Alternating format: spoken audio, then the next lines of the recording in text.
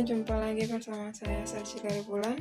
Kali ini saya akan menyampaikan sebuah materi tentang salah satu model pembelajaran, yaitu model pendekatan saintifik. Yuk kita simak pembahasannya. Model pendekatan saintifik adalah sebuah metode dalam pembelajaran yang menekankan pada penggunaan pemikiran kritis dan analitis untuk mencari solusi atas masalah yang dihadapi. Pendekatan ini mengajarkan siswa untuk memahami konsep-konsep dengan lebih mendalam melalui observasi, eksperimen, dan pengamatan. Dalam model pendekatan saintifik, siswa diajarkan untuk bertanya dan mencari jawaban atas pertanyaan mereka sendiri. Hal ini membuat siswa lebih aktif dalam proses belajar dan membantu mereka untuk membangun kemampuan berpikir kritis yang kuat. Ada langkah-langkah model pembelajaran saintifik. Yang pertama yaitu mengamati. Langkah pertama dalam model pembelajaran saintifik adalah mengamati atau observing lingkungan sekitar. Melalui kegiatan pengamatan ini, siswa dapat menemukan masalah-masalah yang belum ada solusinya. Yang kedua, menanya. Setelah melakukan kegiatan pengamatan, siswa dapat mengajukan pertanyaan tentang informasi yang tidak dipahami dari objek atau masalah yang sedang mereka amati pada guru. Siswa juga bisa mengajukan pertanyaan untuk menambah informasi mengenai objek atau masalah yang sedang diamati. Langkah yang ketiga yaitu mengumpulkan informasi. Kegiatan mengumpulkan informasi atau experimenting adalah tindak lanjut dari kegiatan bertanya. Dalam pelaksanaannya, siswa dapat mengumpulkan informasi dari berbagai cara, mulai dari membaca buku, mencari di internet, bertanya pada narasumber, hingga melakukan percobaan. Langkah yang keempat yaitu mengolah atau menganalisis informasi. Setelah mengumpulkan informasi mengenai objek atau permasalahan yang sedang diamati, siswa dapat mulai mengolah atau menganalisis informasi tersebut untuk menemukan solusi atau jawaban. Langkah yang terakhir yaitu mengkomunikasikan.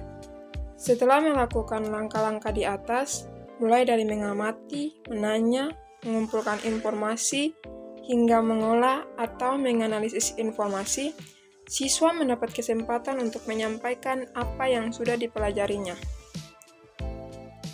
Selanjutnya ada kelebihan model pembelajaran saintifik, yaitu 1. Melatih siswa untuk memecahkan masalah melalui perencanaan atau problem solver. Yang kedua, membantu siswa agar dapat mengembangkan kemampuan berpikir kritis, kreatif, dan sistematis melalui aktivitas penelitian. Yang ketiga, membantu membangun konseptualisasi pengetahuan atau thinking skill pada siswa. Yang keempat, meningkatkan kepekaan siswa terhadap permasalahan di lingkungan sekitarnya. Yang kelima, membiasakan siswa agar lebih berani dalam menanggung risiko pembelajaran. Keenam, mendorong siswa agar lebih berani dalam mengemukakan pendapat dan idenya. Dan terakhir, meningkatkan keaktifan siswa dalam pembelajaran. Adapun kekurangan model pembelajaran saintifik, yang dimana jika ada kelebihan, pastinya ada pula kekurangan.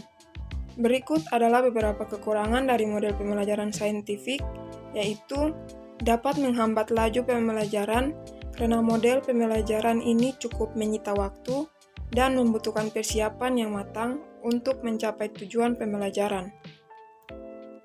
Yang berikut, kegagalan dan kesalahan dalam melakukan eksperimen akan berakibat fatal pada penarikan kesimpulan. Dan yang terakhir, dapat menyebabkan pembelajaran menjadi tidak efektif bila ada siswa yang kurang berminat dengan materi yang dipelajari. Berikut adalah contoh RPP yang menggunakan model pendekatan saintifik, yang dimana pada satuan pendidikan SD atau MI, kelas 1 semester, kelas 5 semester 2, tema 6, panas dan perpindahannya, subtema 1, suhu dan kalor, pembelajaran ketiga, muatan pembelajaran, Bahasa Indonesia, PPKN, dan IPS, dengan alokasi waktu 2 kali 35 menit. Hak kompetensi inti, menerima dan menjalankan ajaran agama yang dianutnya, memiliki perilaku jujur, disiplin, tanggung jawab, santun, peduli, dan percaya diri dalam berinteraksi dengan keluarga, teman, guru, dan tetangga, memahami pengetahuan faktual dengan cara mengamati atau mendengar, melihat, membaca, dan menanya berdasarkan rasa ingin tahu tentang dirinya, makhluk ciptaan Tuhan dan kegiatannya, dan benda-benda yang dijumpainya di rumah dan di sekolah. Yang terakhir, menyajikan pengetahuan faktual dalam bahasa yang jelas, sistematis, dan logis dalam karya yang estetis, dalam gerakan yang mencerminkan anak sehat, dan dalam tindakan yang mencerminkan perilaku anak beriman dan berakhlak mulia.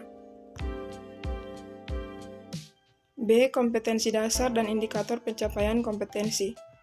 Yang pertama, mata pelajaran Bahasa Indonesia dengan kompetensi dasar 3.3, meringkas teks penjelasan atau eksplanasi dari media cetak atau elektronik dengan indikator pencapaian kompetensi 3.3.1, membuat ringkasan narasi teks video atau gambar yang disajikan.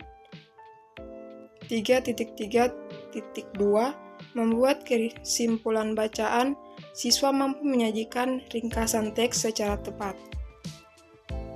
Yang kedua, mata pelajaran IPS dengan kompetensi dasar 3.2, menganalisis bentuk-bentuk interaksi manusia dengan lingkungan dan pengaruhnya terhadap pembangunan sosial, budaya, dan ekonomi masyarakat Indonesia. Dengan indikator pencapaian kompetensi 3.2.1, mengamati gambar atau foto atau video, teks bacaan tentang interaksi sosial, dan hasil-hasil pembangunan di lingkungan masyarakat, serta pengaruhnya terhadap pembangunan sosial, budaya, dan ekonomi masyarakat. C. Tujuan pembelajaran 1. Dengan membuat kesimpulan dari bacaan manusia dengan lingkungan alam, siswa mampu menyajikan ringkasan teks penjelasan secara benar. 2. Dengan melakukan kegiatan pengamatan, siswa mampu mengidentifikasi interaksi manusia dengan lingkungan dan pengaruhnya secara benar. Yang ketiga, dengan menuliskan hasil pengamatannya, siswa mampu membuat laporan hasil observasi di lingkungan sekitar tentang interaksi manusia dengan lingkungan secara jelas. D. Materi pembelajaran. Yang pertama, teks penjelasan. Yang kedua, ringkasan. Yang ketiga, kalimat efektif. Yang keempat, surat undangan. Yang kelima, kewajiban, hak, dan tanggung jawab sebagai warga masyarakat. Yang keenam, interaksi sosial budaya, sosialisasi atau enkulturasi.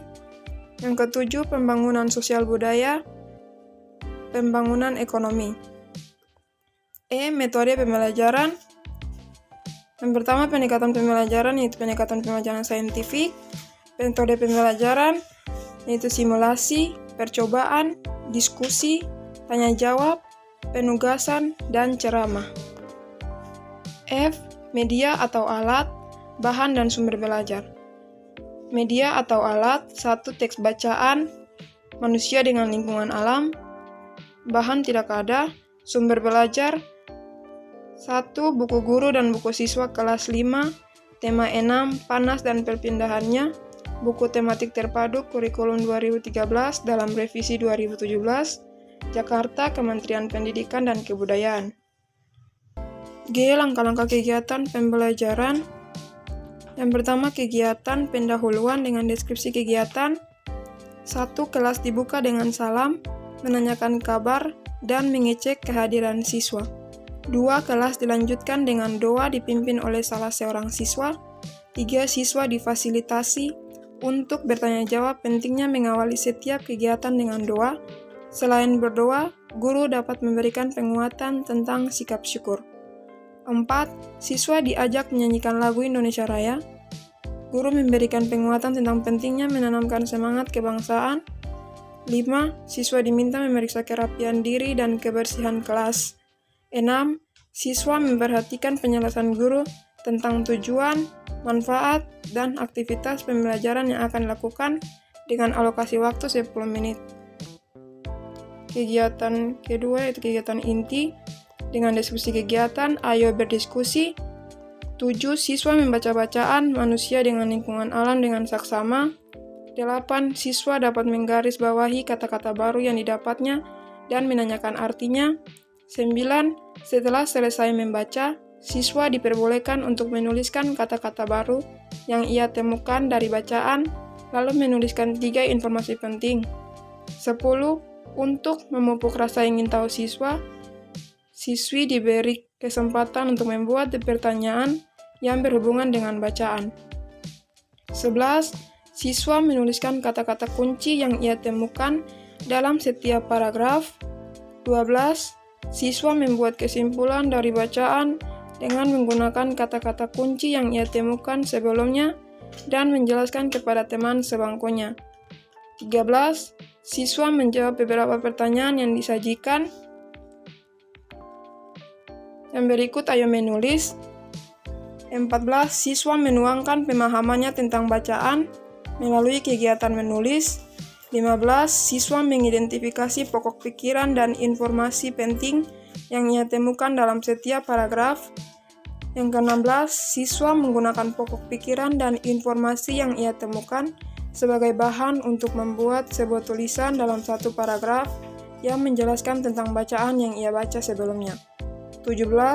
Siswa membaca bacaan tentang konversi hak-hak anak. 18. Siswa dapat menggarisbawahi kata-kata yang baru dan menanyakan artinya. Yang ke-19, guru dan siswa bisa membahas satu persatu 4 golongan hak anak agar siswa lebih paham maknanya.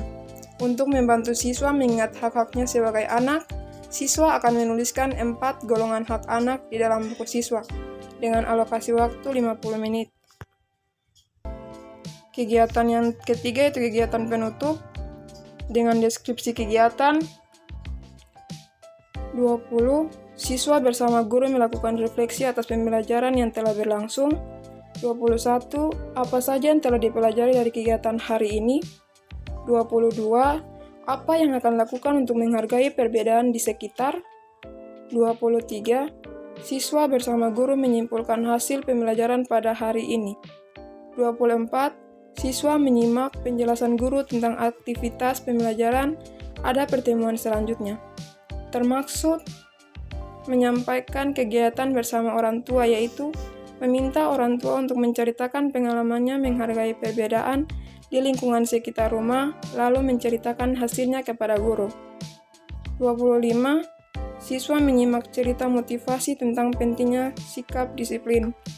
Siswa melakukan operasi semut untuk menjaga kebersihan kelas.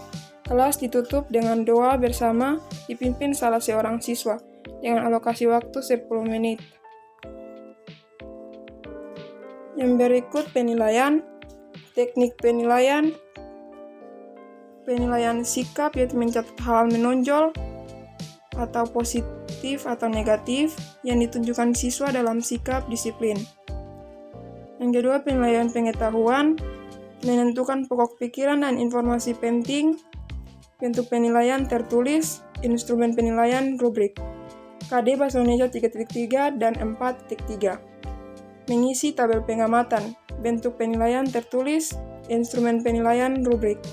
KD IPS 3.2 dan 4.2. Membuat diagram tentang hak-hak seorang pelajar. Bentuk penilaian tertulis, instrumen penilaian centang. Yang berikut remedial.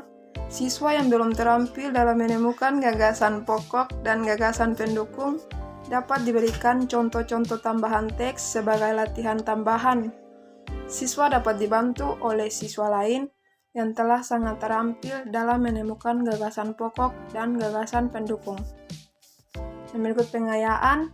Apabila memiliki waktu, siswa dapat memainkan ansambel bunyi mereka kepada kelas lain. Yang terakhir, bentuk instrumen penilaian jurnal penilaian sikap, di mana ada nomor, tanggal, nama siswa, catatan perilaku, butir sikap, dan tindak lanjut. Berikut adalah contoh bahan ajar yang diterapkan dalam proses pembelajaran, yang dimana mengajak siswa untuk mengamati gambar-gambar tersebut. Kemudian siswa bertanya, dan mengumpulkan informasi terkait dengan gambar tersebut. Setelah ia mengumpulkan informasi, siswa bisa mengkomunikasi informasi tersebut dengan guru atau teman mereka. Sekian materi singkat yang saya sampaikan, semoga bermanfaat.